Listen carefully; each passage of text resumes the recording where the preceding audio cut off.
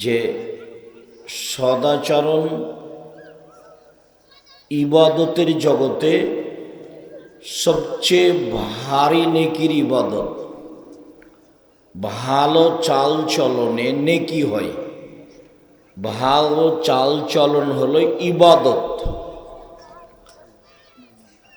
আমরা তো মনে করতাম যে দান মানুষের প্রয়োজনে চাই। যেমন এখানে একটা প্রতিষ্ঠান আছে, তারা আপনাদের কাছে দানের কথা বলবে বা কেউ আপনাদের কাছে যাবে, সহযোগিতা করবেন, তো আমরা মনে করি যে তার প্রয়োজন আছে, সেই জন্য দান চাচ্ছে। ওরা মাদ্রাসা খুলেছে, টাকার প্রয়োজন, সেই জন্য দান চাচ্ছে, এইটা আমরা মনে করি। কিন্তু দান যে সবচেয়ে শক্তিশালী ইবাদত, এইটা তো আর আমরা বুঝতে পারি না। সালাত মনে করি ইবাদত, নামাজ। হজ মনে করি এটা ইবাদত। সিয়াম রোজা থাকা মনে করি এটা ইবাদত। এই ছেলে, ওই যে ডান দিকে ছোট ছোট ছেলেগুলো দৌড়াদৌড়ি করছে, তো তোমরা এই পাড়ার ছেলে কি করছো?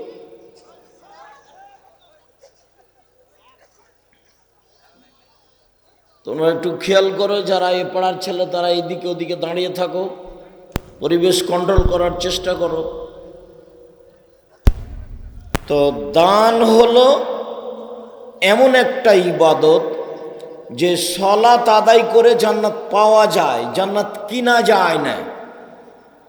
হজ করে জান্নাত পাওয়া যায়, জান্নাত কিনা যায় না। সিয়াম পালন করে জান্নাত পাওয়া যায়, জান্নাত কিনা যায় না। তাসবিহ তাহলিল কোরআন তেলাওয়াত করে জান্নাত পাওয়া যায়, জান্নাত কিনা যায় না। কিন্তু দান এমন একটা ইবাদত যা দিয়ে জান্নাত কিনা যায়। ওটা আল্লাহ বলেছেন যে আমি মানুষের জান ও টাকা পয়সার বিনিময়ে জান্নাত বিক্রি করে দিয়েছি। তো ওটা একটা ইবাদত। আমাদেরকে যখন দান করতে বলে তখন আমাদের মনে অনেক কথা জাগে, দিব কি দিব না, দিব কি দিব না। শয়তান আবার এরকমই করে, না দিও না, দিলে কমবে, নানান কথা শয়তান বলে। তো মানুষ বুঝতে পারে না যে দান কেমন ইবাদত। এখন আজকে বলছি যে সদাচরণ ইবাদত, ভালো চাল চলন, ভালো কথাবার্তা ইবাদত। আগে একটু বলি যে ভালো চাল চলন কি জিনিস, কি দিয়ে বুঝবো যে এটা ভালো চাল চলন? আমরা বুঝি তো, আমরা বলি যে ওই ছেলেটা খুব ভালো, ওর ব্যবহার খুব ভালো, বেশ আমাকে ওকে খুব ভালো লাগে, এই যে ভালো চাল চলন।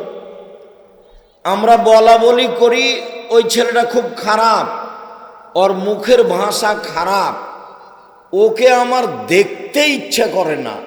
এই যে আমরা বুঝি খারাপটা, যে ও খারাপ, এইটাই হলো খারাপ চাল চলন, আর এইটা হলো ভালো চাল চলন। আর একটা বাস্তব বলি যে এইখানে একটা অটো দাঁড়িয়ে আছে, তো আপনি অটোতে বসে আছেন, আমিও উঠেছি। তো আমি উঠতে না উঠতেই ছেলেটা টান দিয়েছে, তো আমি আপনার মুখের ওপরে গিয়ে হুমড়ি খেয়ে পড়ে গেছি। তো আপনি বললেন বসেন বসেন বসেন, কোনো সমস্যা নেই, বসেন। এইটা একটা চাল চলন।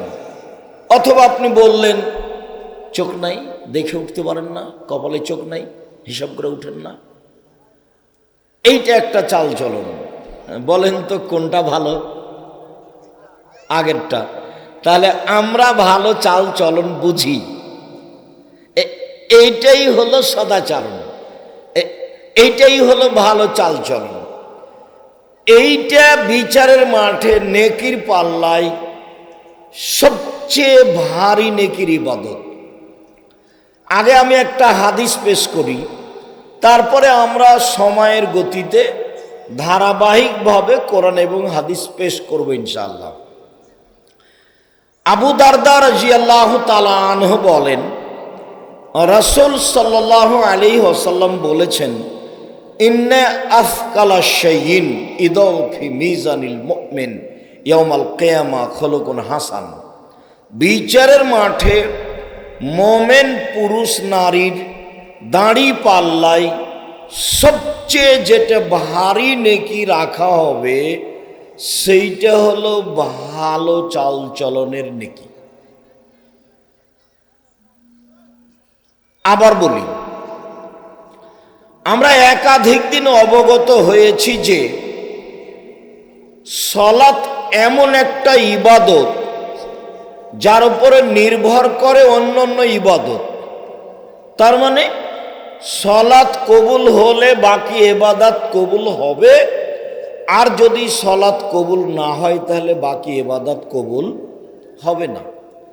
আর এক আরো অবাক ইবাদত, যে কোনো ছাড় নেই, কোনো সমস্যা বুঝে না, অথচ আরো ফরজ ইবাদতে ছাড় আছে।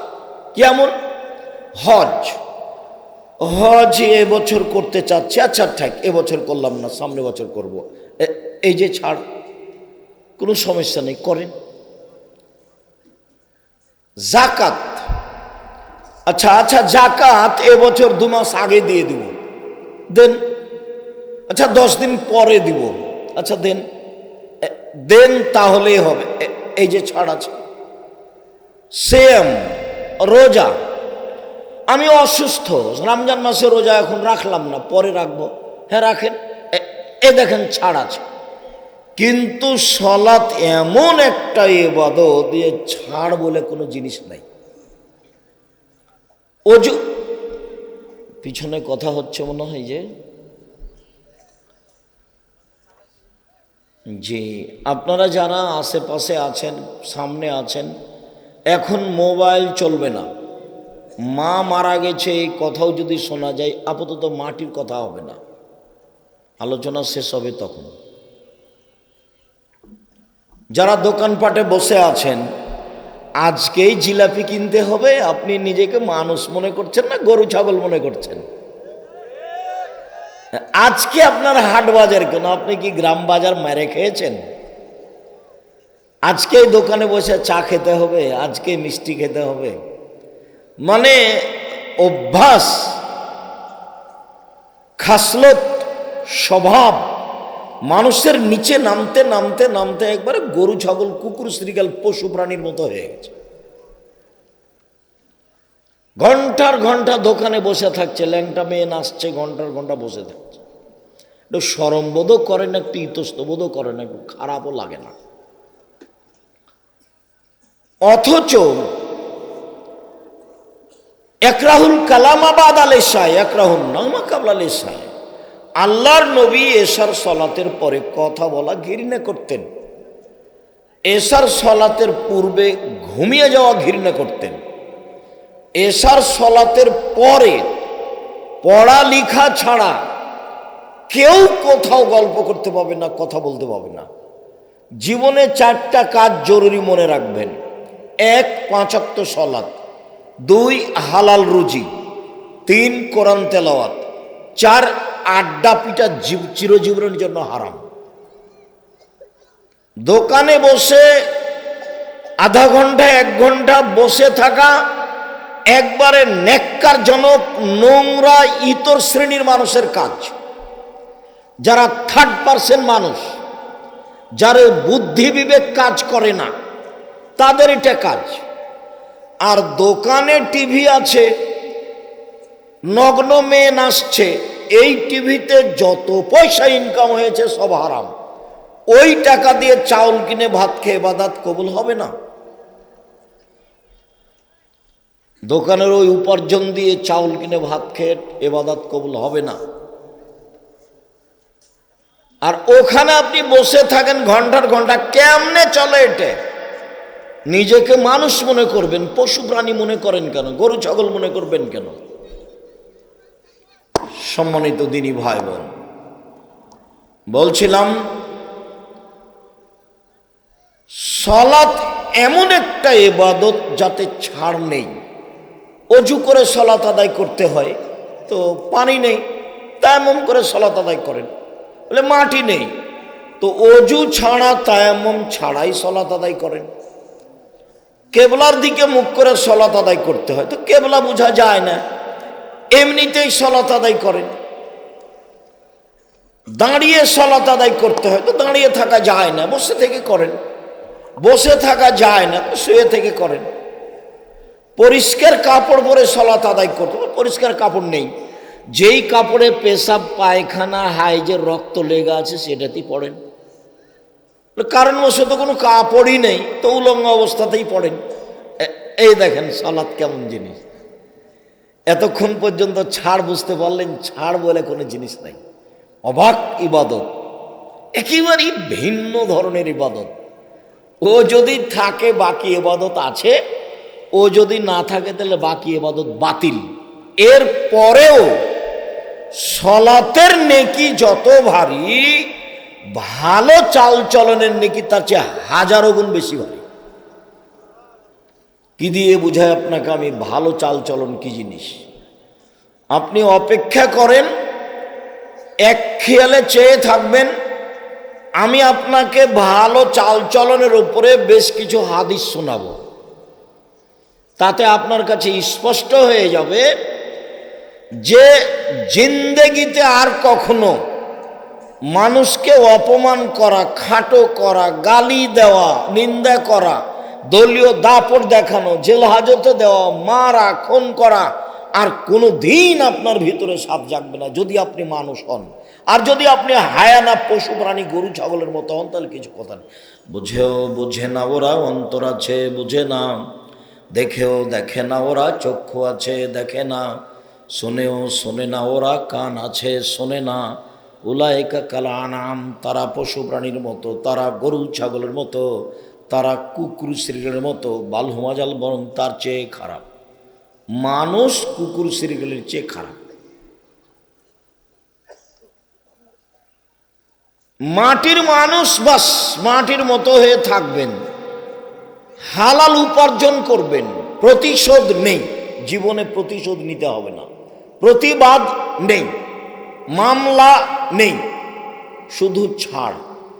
জীবনটা ছাড় দিয়ে গড়াবেন আর মাফ দিয়ে। অন্যায় করেছে মাফ করলাম, গালি দিয়েছে মাফ করলাম, শুধু জীবনে ছাড় আর মাফ, আর কিছু না। আমি এই বিষয়ে একটা আয়াত বলি আপাতত, এটা আবারও বলবো ইনশাআল্লাহ। আল্লাহ তাআলা বলছেন জান্নাত পাবে ওরা, কারা? আল্লাযীনা ইনফিকুনা ফিস সাররাই ওয়াল যাররাই ওয়াল কাযিমিনাল গায়জ ওয়াল আফিনা আনিন নাস। এক, সচ্ছল অসচ্ছল অবস্থায় দান করে যারা, জান্নাত পাবে তারা। তো সচ্ছল বেশি টাকা দান করে, অসচ্ছল 5 টাকা, 1 টাকা কয়েন, 2 টাকা দান করে, এরা জান্নাত পাবে। 2, অল কাযিমিনাল গায়জ, রাগকে দমন করে। একবারও বলে না এই তুই কত তোকে আমি দেখে নিব, অমুক তমুক। আর দলীয় দাপট, রাগ মানে কি? ওকে মামলা করে ওকে জেলে দিব, ওকে অমুক করবো তমুক করো, আবার কথায় কথায় বউকে গালি দেয়, মারে। আর এই ছেলে, মোটর সাইকেলটা স্টেট দিয়ে যাচ্ছে, তোমার হুঁশ নাই? তুমি মোটর সাইকেলটা গেলে বলতে পারো না যে সামনে দিয়ে স্টেট দিবেন? তোমরা কি করো ছেলেরা? এতটুকু ইতস্তবোধ তোমাদের কাজ করে না? দাঁড়াও, এখান থেকে নিয়ে শেষ পর্যন্ত দাঁড়িয়ে থাকো, এখান থেকে নিয়ে শেষ পর্যন্ত দাঁড়িয়ে থাকো। বুদ্ধি কি গাছে ধরবে? আর যারা আপনাদের মোটর সাইকেলে যাওয়ার প্রয়োজন আছে, আপনারা নিজের একটু গড়িয়ে ওইদিকে নিয়ে যাবেন।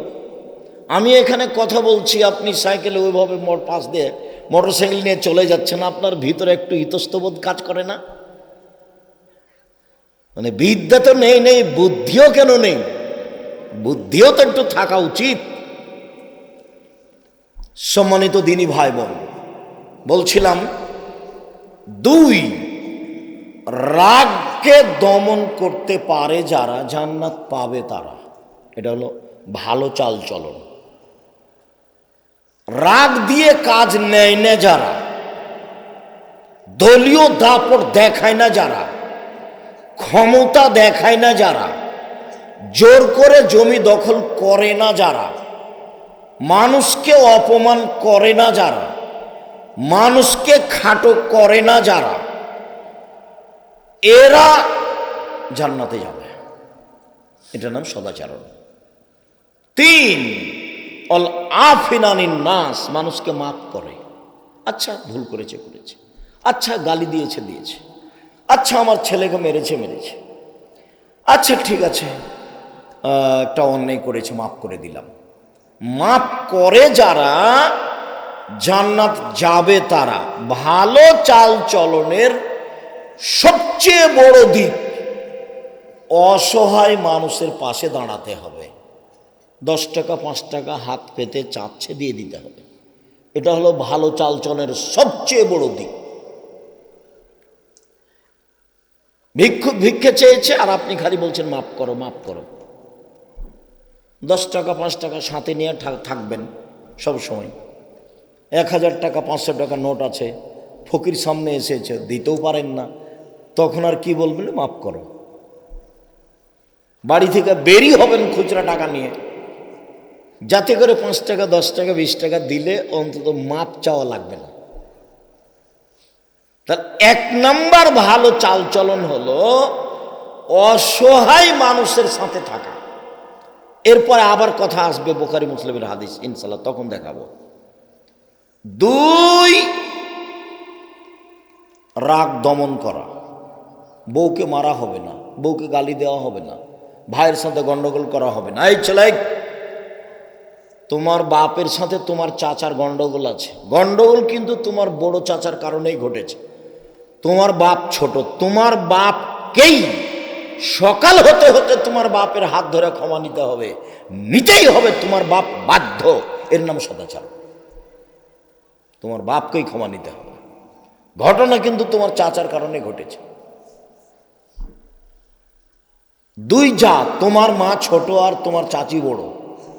অনেক দিন থেকে তোমার মা আর তোমার চাচি কথা বলে না। ওই যে বলছে যে এসব এলাকার চাঁপাইনবাবগঞ্জের মানুষ, ইন্নালিল্লাহি ওয়া ইন্না, চাঁপাইনবাবগঞ্জের মানুষ মানে বলছো কি? আমাদের গ্রামে বাপ মরে গেছে, তখন 2 ভাই গন্ডগোল করে জমি ভাগ করছে, করতে করতে ঢেঁকিটা কেটে ভাগ করে নিয়েছে। তো এই হলো 2 ভাই। তা আল্লাহ বলছেন পৃথিবীর মানুষ, 1 নাম্বার সদাচরণ, ওয়াবুদুল্লাহ ওয়ালা তুশরিকু বিহি শাইআ, আল্লাহর সাথে শিরক করো না, তাহলে আল্লাহর সাথে সদাচরণ করা হবে। 2, অবিল ওয়ালিদাইনি ইহসানা, পিতা মাতাকে মেনে চলো। এটা হলো সদাচরণের 2 নাম্বার দিক। 3, অবেদিল কুরবা, ভাই ভাই, ভাইয়ের সাথে ভালো আচরণ করতে হবে। ভাই ভাই ঠাই ঠাই, ওরা জমি ভাগ করে নিবে, যার জন্য আল্লাহ নবী বলেছেন মানুষ বুঝে না সেই মানুষ বলছে যে আমার টাকা আমার টাকা, অথচ তার টাকা 3 ভাগে বিভক্ত। 1, মা কালা ফাফনা, অথচ তার টাকা 3 ভাগে বিভক্ত। যা দিল, যা খেলো তা নষ্ট হলো, যা পড়লো তা পুরাতন হলো, আর যা ছেড়ে গেল তা মানুষে ভাগ করে নিবে, ছেলেরা ভাগ করে নিবে, প্রয়োজনে মারামারি করে ভাগ করবে, প্রয়োজনে মামলা করে ভাগ করবে। কাঠগড়ায় দাঁড়িয়েছে 2 ভাই 2 দিকে, মধ্যে জজ আছে, জমি নিয়ে 2 ভাই 2 দিকে দাঁড়িয়ে আছে মামলা করে।